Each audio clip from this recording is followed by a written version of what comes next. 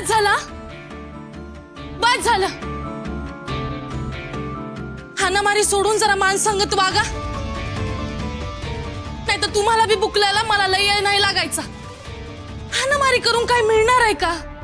आजच्या नुकसानाचं काय बरं? आम्ही कुणाकडे हात पसरायचा आता? हो, शांत चर्चा केली ना तर सगळे मार्ग निघतील, पण हाणामारी करून फक्त नुकसानच होणार आहे. होणार काय? नुकसान झालंय आमचं.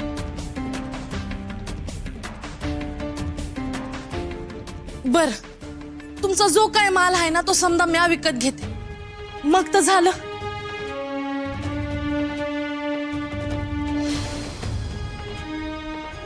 पण आता शांत बसा.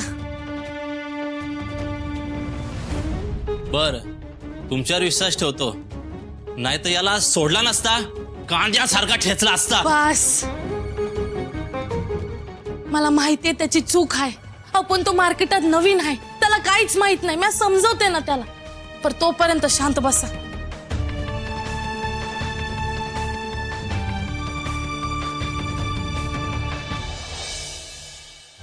चला तुम्ही दोघं.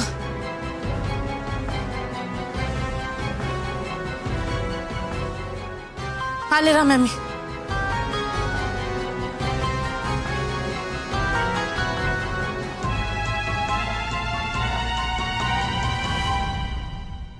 काय डोसक चालेलच रे, हा? भारीच एकदम. माया आयडिया करतो जैर. निघाली का नाही चांगली चक्की पिसून दोघांची बी. निघालाय व्यापार करायला. कांद्याचं पीक घ्यायला किती कष्ट पडतात माहिती आहे का रे? हा, हे असं बुजगावण्यासारखं उभं राहून नाही चालत. ते रोपट लावायचं, वाढवायचं. मधी मधी तुझ्यासारखे रोग पडतात त्याच्यावर औषध फवारणी करायची. भांगलनी, भरणी, खत, पाणी या समजाचा तर खर्चच वेगळा असतोय. किलो माग 100 रुपये बी परवडत नाही र. पण जगाचं पोट भरण्यात समाधान वाटतंय ना, म्हणून निघतो आम्ही. खराब होऊन कुठल्या उकिरड्यावर पडण्यापेक्षा ना बाबा कोणाचं तरी तोंडाला लागू दे म्हणून ते बी नुकसान सहन करतो. पण आज तुझ्या अडाणीपणामुळे ना त्यो बी धंदा बसला. आणि हे समज कळण्यासाठी ना हिशोब लागतोय, आणि हिशोब शिकायसाठी पाहिजे ते शिक्षण. पण तुला काय र, तू हायसच सूर्यवंशी. तुला जातंय खपून, पण आम्हाला नाही परवडायचं हे असलं. आयुष्यात तुझ्यासारखं हे असं कुठं बी मध्ये मध्ये फसू नये ना, म्हणूनच त्या शौर्याला शाळेत घातलंय मी. काय पटतंय का की अजून मी असंच वाटतंय शिकूच नाही माणसाने?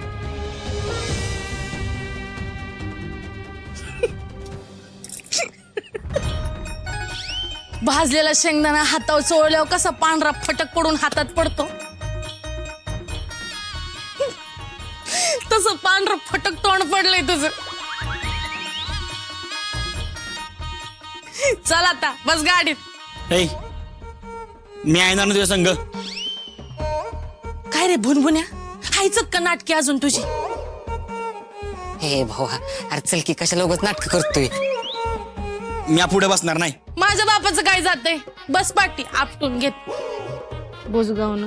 हा बशील फक्त, तू नको नाही हारले हानील तिथं.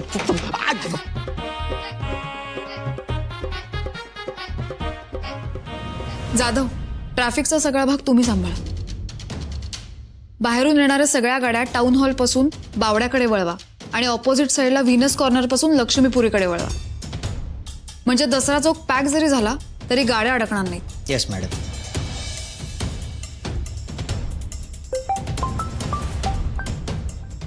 आत्याचा फोन यावेळी? काहीतरी महत्वाचं काम असल्याशिवाय आत्या फोन नाही करणार. Excuse me. बोला आत्या. हा अक्षरा, अगं मार्केटमध्ये सुंदरबन हल्ला झालाय. लई लागलंय ग पोराला. काय? असं कसं झालं आणि कोणी केला हल्ला? ते समजा काही मला माहित नाही. बारक्या किंवा मेनका सांगल तुला ते. आता त्याला घरला आणलंय. तुम्ही काळजी नका करू, मी निघते लगेच. सॉरी, मला जरा इमर्जन्सी, मला निघावं लागेल. रॅलीचं सगळं नियोजन व्यवस्थित झालं पाहिजे. काही वाटलं तर मला फोन करा. हो मॅडम, आम्ही करतो रॅलीचं प्लॅनिंग. काही मदत लागली तर कळवा आम्हाला. थँक्यू. अहो आईसाहेब, तुम्हाला माहितीये का, लय मोठा राडा झाला असता. ही मध्ये पडली म्हणून बरं सगळ्यांची हवा टाईट केली.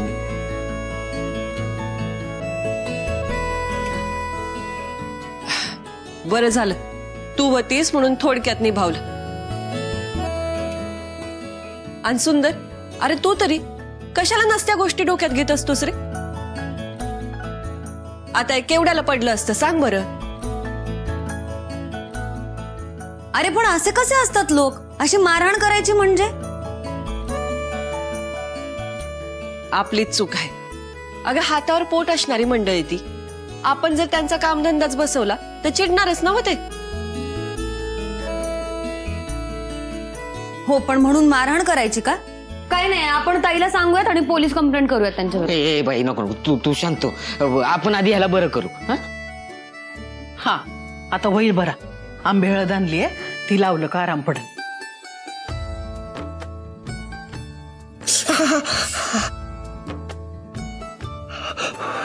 आई आग लय दुखतंय बघ. अरे सुंदर, जरा सहन करले का? मी हळूहळू लावते. हा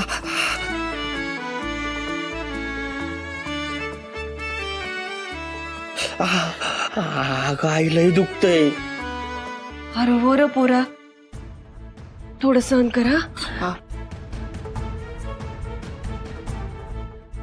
ओ काकू, अहो हे काय कुकूलं बाळ आहे होय?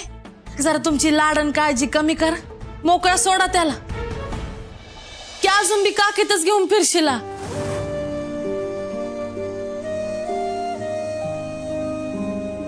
तुझं समज बरोबर आहे बघ, पण मी तरी काय करू? आईचं कायच आहे ना.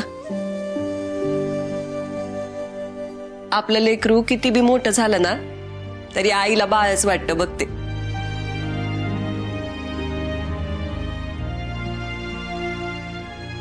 आता त्याला लागलंय म्हणल्यावर माझ्या काळजात कळ उठणार ना. अहो होय, पण तुमचा पदर असाच मिळत राहिला ना तर ते बाळ कायमचं मुळमुळीतच राहणार. त्याच्या पंखात जोर कधी यायचा? जरा मोकळ सोडा. जगाशी दोन हात करायला शिकू द्या जरा. ए, तुझा काय संबंध आमच्या मध्ये बोलायचा? अय भुनभुन्या, अरे इथं तर तुला लाज वाटायला पाहिजे. बाप्या म्हणून घेतोस ना स्वतःला, आणि आईच्या पदराखाली असा मुळमुळीत रडत शिरतोय रे. हे बघे, बाप्या की बाई यापेक्षा माणूस आहे ना हे जास्त महत्वाचं आहे. गप, नाटकं नुसती. हे तुम्ही शांत बसा रे दोघं. हार का आपलं सकाळपासून लावलंय.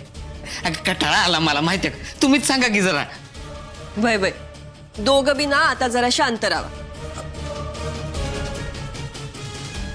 सुंदर, मी हा एवढा आंबे हळदीचा लेप लावून देते आणि आता छान आराम कर, म्हणजे बरं वाटेल. हा वहिनी, आपण देवी आईकडे प्रार्थना करूया सुंदर लवकर बरा होण्यासाठी. वय, चल. चल आराम कर.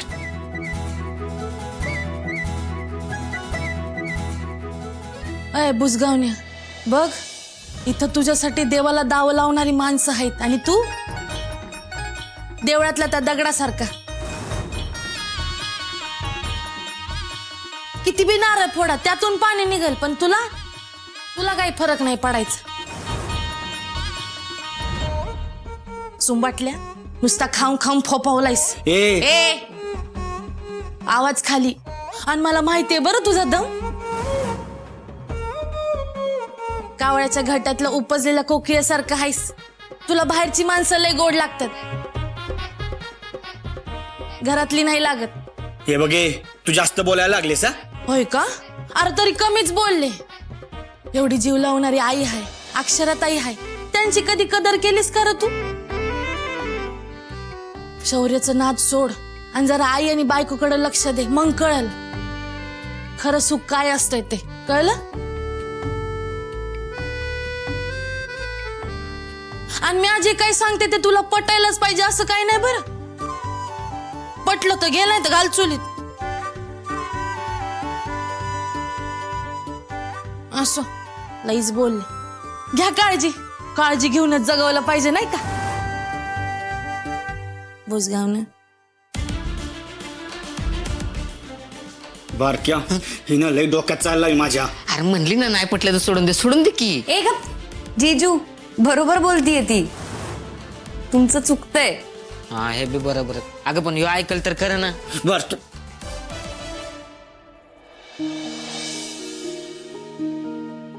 यो टॉवेल घे हात पुसायला. अगं काय ग, अगं केवढं लागलंय तुला. मगाशी सांगायचं ना मला, हळद लावली असती. अहो नाही मला बी ठावं नव्हतं मग हाणामारी मध्ये लागलं असं. अहो पण तवा नाही जाणवलं. आता पाणी टाकलं ना तवा कुठं जाणवलं जरा. अगं अशी कशी ग तू.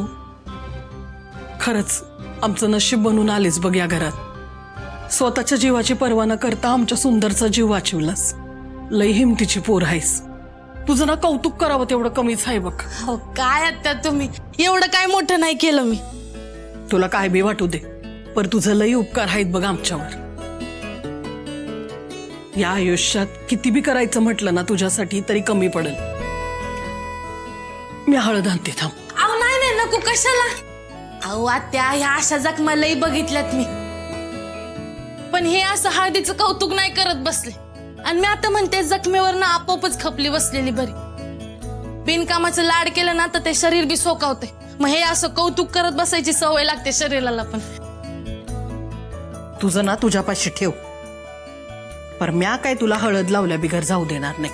हात धर असा. आणि बरोबर बोलतीयस तू. जखमीला आपोआप खपली धरते. पर कसं आहे योग्य वेळेला योग्य औषध लागलं ना की तीच खपली लवकर धरती आणि जखम लवकर बरी होती. दुखतंय का ग. नाही पण आत्या अहो तुमच्या हातात तर लई माया आहे. आता बघा जखम कशी लवकर बरी होते ती.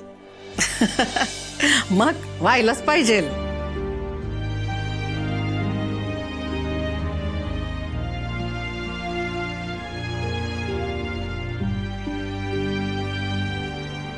बरं बस लई कौतुक झालं त्याचं. आले तोंड वरती करून आरती ओवाळून घ्यायला. एक सांगितलेलं काम धड जमत नाही. गडी झाला हट्टा कट्टा आणि भिकाऱ्याच्या कुळाला लावतो बट्टा. ती 1.5 दमडीची मेनका कुठून आली आणि सुंदर लावा चावून समद्यांच्या नजरेत हिरवीन झाली. ह्यात माझा काय दोष आहे. माणूस लागला होता ना कामाला, काम जाणार होतं तडीस.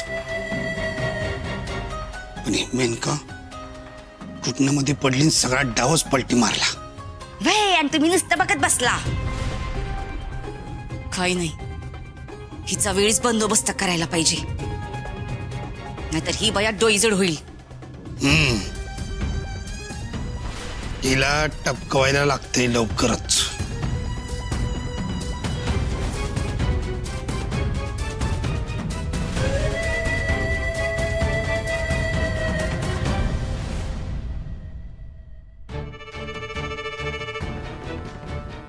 अक्षरा, बरं झालं तू आलीस. सुंदरची ना लई वाईट अवस्था आहे बघ. अगं हे समजा त्या मेनकाचं काम आहे. तिनं उचकवलं सुंदरला आणि बाजाराचं कुळ डोसक्यात घातलं. हे बघ या सगळ्याला तीच कारणीभूत आहे. तिला ना आत्ताच वेळी आवरायला पाहिजे, नाहीतर लई अवघड होऊन जाईल बघ. अहो ते सगळं जाऊ दे, मला यांना भेटू तर दे आधी.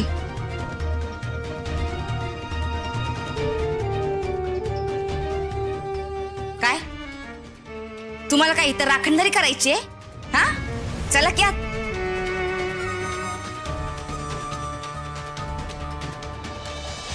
कसे ते भराय सुंदर. त्याला आंबे हळद लावली, आता आराम पडल त्याला. मी भेटून येते. ही पोरगीच कारणीभूत आहे या समद्याला. हिनच काहीतरी खेळी केली असल.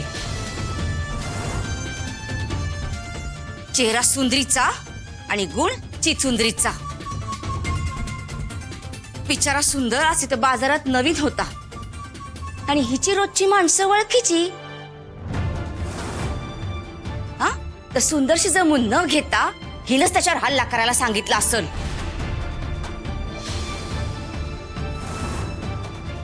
आणि बिचारा सुंदरला त्या नाटकात वडून सौताबी हात धुवून घेतले असत्याल. 1 मिनिट लई जीप चालवायची नाही माझ्यासमोर. काय घडलंय ते समजून आणि उमजून घेतल्याशिवाय थोबाड उचकाटायचं नाही माझ्यासमोर. वा, म्हणजे चोरी करून अरे रावी आणि भिताडाला शेण लावी. तुम्ही काय बी समजाव, पण ज्याच्या बुडाला पाणी लागते ना त्यालाच कळते थंडी काय असते ती. आणि काय घडलंय ना त्याचा हिशोब मला तुम्ही द्यायची गरज नाही. वा, अगं इतक्या लवकर हात झटकून रिकामी होऊ नकोस. मला चांगलं ठाव आहे, तू दिसतेस ना तशी साधी अजिबात नाही.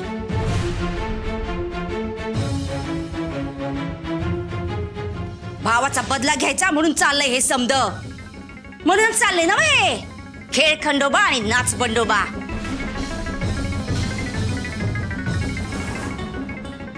लई बघितल्यात ग अशा उपकार करणाऱ्या. करतीये. बास झालं मामी. मगाचपासून शांत बसले मी म्हणून वाटेल ते बोलू नका. तुम्हाला माहितीये का ती काय आहे कशी आहे नाही ना तरी कसं बोलू शकता. खूप चांगली आणि निर्मळ मनाची मुलगी आहे ती.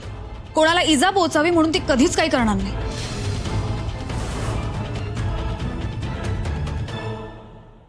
ती बिचारी जे काय करते ना ते सगळ्यांचा विचार करून करत असते. वा अक्षरा, काल परवा आलेल्या पोरीवर तुझा इतका विश्वास, इतका जीव लावलास.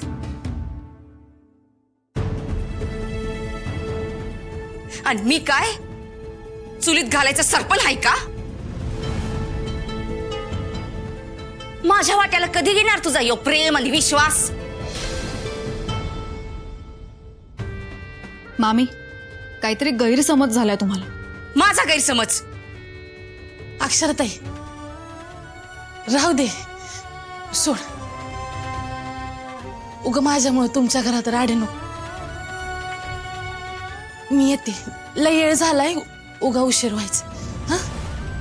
अगं मेनका, अक्षरा ऐक ना, अगं ती मेन काय ना तिच्यावर विश्वास ठेवू नकोस. बास, आत्ता हे बोलायची वेळ नाहीये. मला ह्यांना भेटू दे.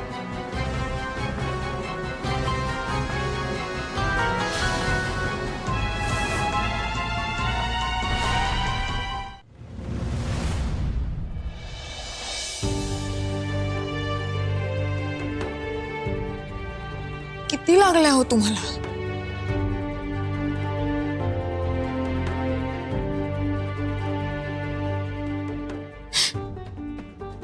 का केलं तुम्ही असं?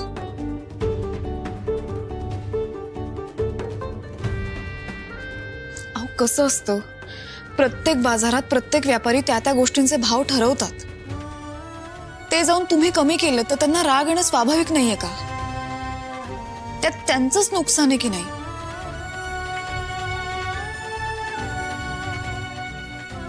नाही पण ह्या सगळ्यात चूक फक्त माझी, माझंच चुकलं. मी तुम्हाला या सगळ्याची जाणीव आधी करून द्यायला हवी होती. सॉरी.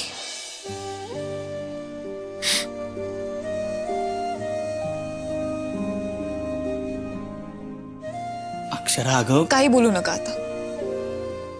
आता तुम्ही फक्त आराम करायचाय आणि मला विचारल्याशिवाय कुठेही जाणार नाही. तुम्ही घरातले सगळे किती काळजीत होते माहिती तुम्हाला?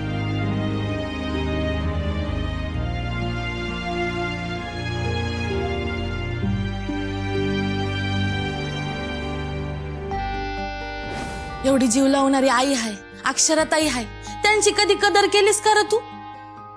शौर्याचं नाद सोड आणि जरा आई आणि बायकोकडे लक्ष दे, मग कळल खरं सुख काय असतंय ते.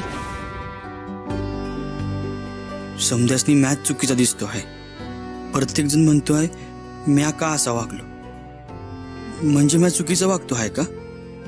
समजे एवढी काळजी करतायत माझी आणि मी माझ्याच मनाच्या मर्जीने वागतोय.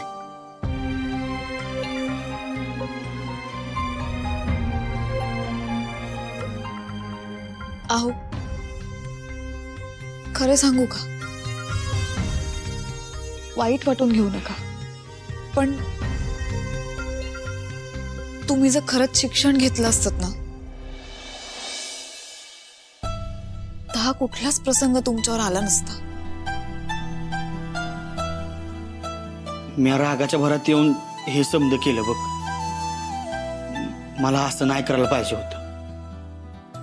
आणि अक्षरा मला बी कळलं आहे, आयुष्यात शिक्षण लय महत्वाचं आहे. त्यामुळं शौर्यने बी शिकायला पाहिजे.